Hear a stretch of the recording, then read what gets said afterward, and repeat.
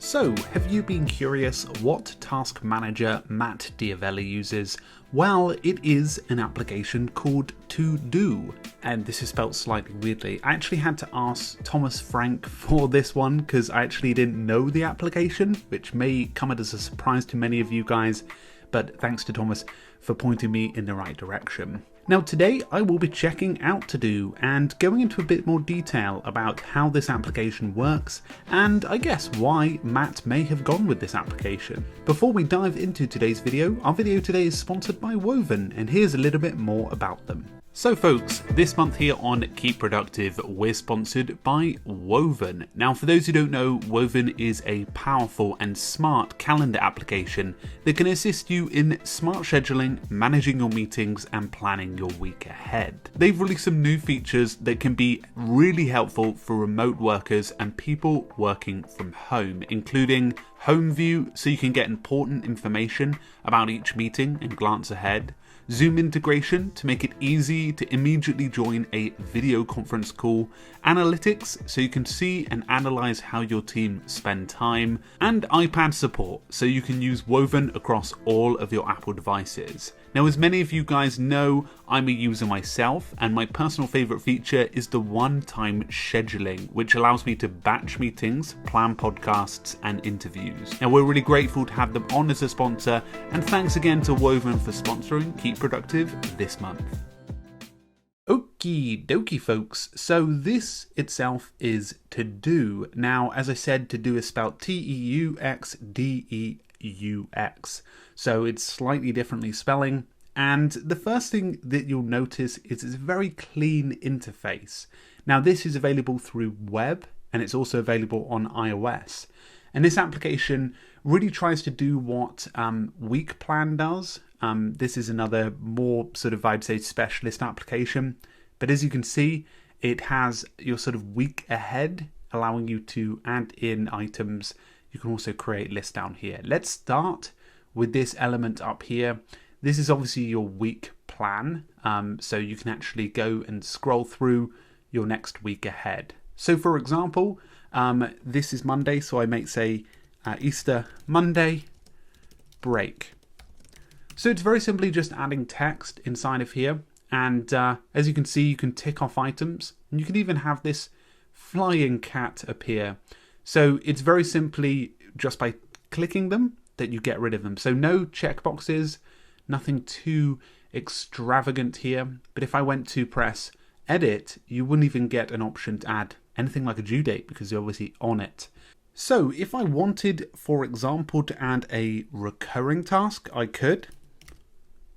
So I could say take out bins every week.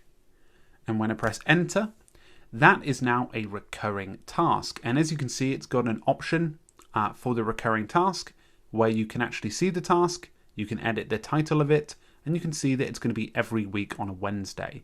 Now you can do this for every day, every week, every 2 weeks, and every year.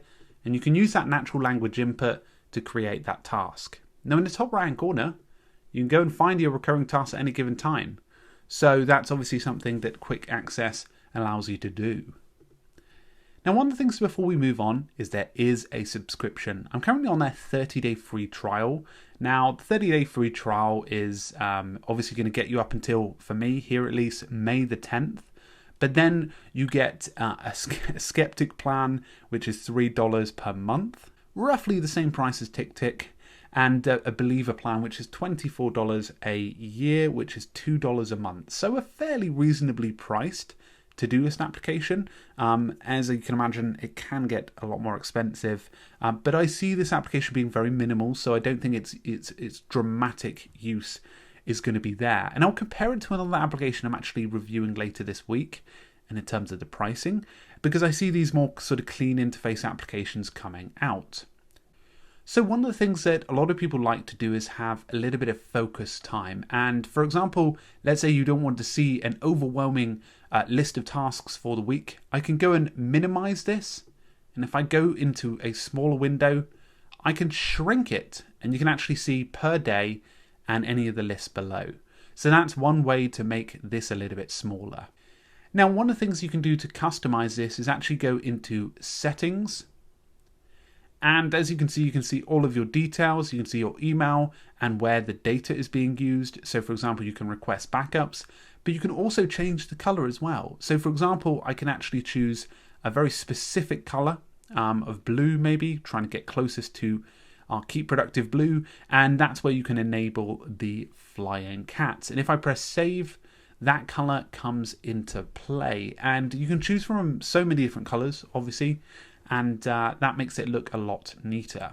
Now, if I press this home option, it obviously brings it back to the Friday. And if I go to this option over here, I can skip forward a long time. So for example, I could say the 26th, 27th, and I could say baby arrives here. So you can even add your calendar items in here. And as you can see, it's actually bringing forward the takeout bins as a grade recurring task. So one of the things I wanted to point out is this experience down here, and this is just very simply lists. So for example, if you wanted to have an ongoing shopping list, you could do right down here and you could start adding items straight away. And you can add many more lists if you want, just by double clicking on each of the list titles. And at any given point, if I want to hide this away, I can, and just have the focus up here. And I can even go ahead and press this plus button to add additional lists. And I can scrabble my way across them. And this is something that might be useful if you have static checklists that are becoming useful as you need to access them.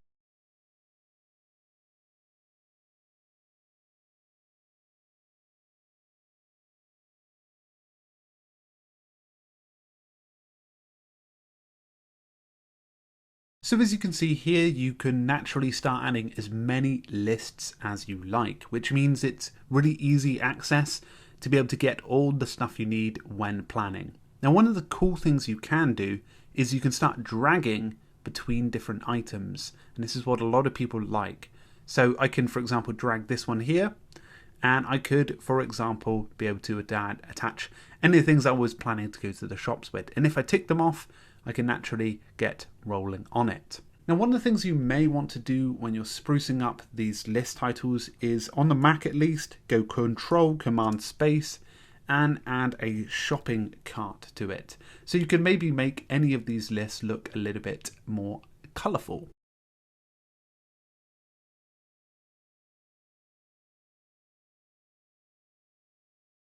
And as you can see, the update here allows you to scrabble ahead and find any of the other lists that you have. Now, one of the other applications that I wanted to mention is an application called Claro.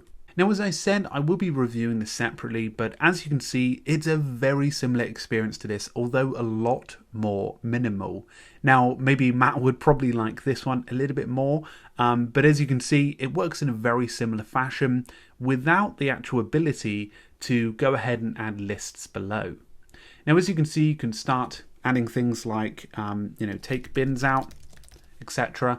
However, this application is still very early days. It actually doesn't have any recurring tasks, it doesn't have any lists, and it only has an ability called highlights. But I'll probably do a full feature on this soon, so you guys can get a better understanding of it. But that one is a lot more expensive at $5. If you want my opinion, I think the reason that Matt uses this one is because it's a clean interface and it works very well in being able to create these lists below and being able to drag them above. Maybe I wanted to create a list called projects so that I could see any of my projects at any given time.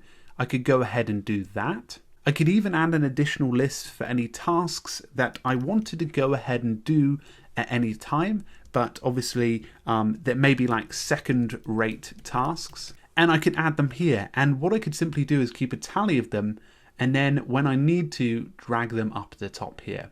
So really love the fact this is a really simple application, and it actually isn't too intrusive and keeps it not too complicated.